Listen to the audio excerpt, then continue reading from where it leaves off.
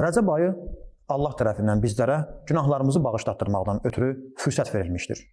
Allah Teala həmişə bəndəsinin tövbəsini bağışlayan, günahlarını ona əfv edəndir.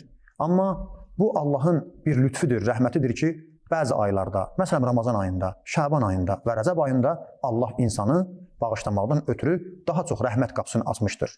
Və indi Rəcəb ayında günahlarımızı bağışlatdırmaqdan ötürü buyururlar ki, hər kəs Rəcəb ayında 1000 dəfə Əstəğfirullaha zəl-cəlal vəl-ikram min cəmi'iz-zunubi vəl-asam bu cümləni deyərsə, Allah Teala onu bağışlayar. Yəni, cəlal və ikram sahibi olan, əzəmət sahibi olan Allahdan bağışlanmaq istəyirəm. Bütün günahlarıma və etdiyim səhvlərə görə, nöqsanlara, müdrəmələrə görə. Allahdan bütün günahları yadına sal, tövbə et. Rəcəb ayı Allahın fürsət ayıdır. Günahları yada salmaqla, təkcə dildə yox, əməldə də Allahdan, günahlardan çəkinməklə istiğfar istə, Allah bağışlayar. Nə qədər günahın olsa da Allah Teala bağışlayandır, mehribandır.